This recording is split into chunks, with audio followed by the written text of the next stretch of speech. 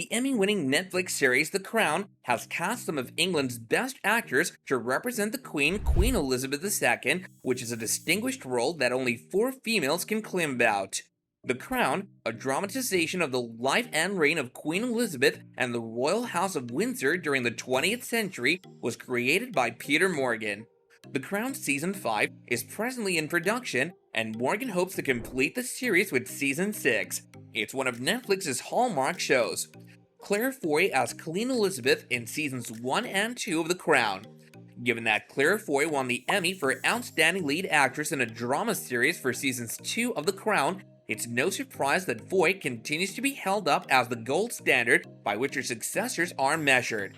Foy portrayed Elizabeth from the age of 21 in 1947 until the age of 38 in 1964 over her 2 seasons. Princess Elizabeth's tenure started with her marriage to Philip Mountbatten before she succeeded her father, King George VI, played by Jared Harris. Foy also had a cameo appearance in The Crown Season 4 as Elizabeth, who delivered her well-known speech in 1947 in South Africa. For this role, Foy received another Emmy nomination.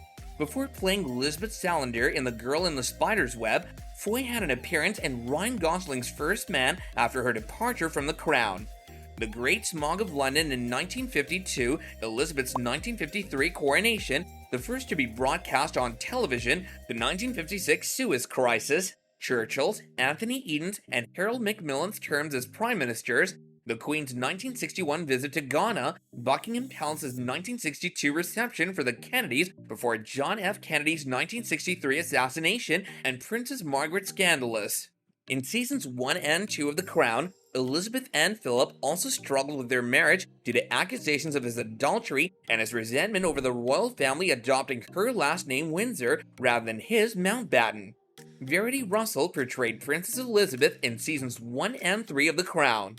Princess Elizabeth was played by Verity Russell in The Crown's flashbacks to her early years as the heir apparent to the kingdom. Russell co-stars with the child Princess Margaret in 4 of The Crown Season 1's prologues as the young Elizabeth Beau Gatson. Verity played Princess Elizabeth in The Crown Season 1 when she was 12 years old, and she made a comeback in Season 3 to play Elizabeth when she was 17 in Margaretology, where Tommy Lascelles' Pip Torrens chastised both princesses for having the audacity to suggest Margaret take the throne in place of Elizabeth. Russell has only appeared in The Crown, but her depiction of the young future queen fits in well with Claire Foy's and Olivia Colman's. Olivia Colman as Queen Elizabeth in Seasons 3 and 4 of The Crown. Claire Foy's character of Queen Elizabeth was successfully taken up by Olivia Colman, and she received praise for her portrayal of Her Royal Highness. Colman began portraying the Queen in The Crown Season 3 and continued to do so until The Crown Season 4 finished in 1990 at the age of 64. Colman's portrayal of Elizabeth as the middle-aged queen made her seem older and more remote, which contributed to the public's growing reception that the queen was out of touch. For her appearances in The Night Manager and Fleabag, Colman was previously nominated for an Emmy.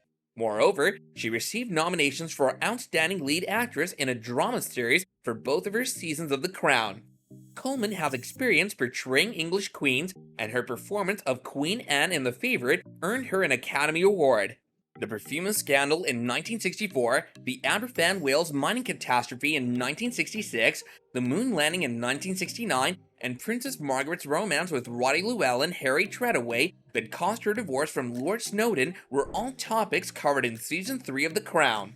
Princess Diana and her tragic marriage to Prince Charles were incorporated in the 4th season of The Crown, which covered the 1980s and included Michael Fagan breaking into the Queen's bedroom at Buckingham Palace.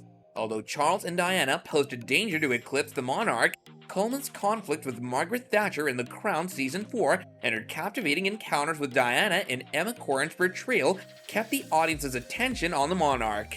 Imelda Staunton portrayed Queen Elizabeth in Season 5 of The Crown. For Seasons 5 and 6 of The Crown, Imelda Staunton will replace Olivia Colman in the character of Queen Elizabeth. Since The Crown Season 5 is expected to culminate in the 2000s, Staunton will portray the Queen from the age of 64 until her late 70s.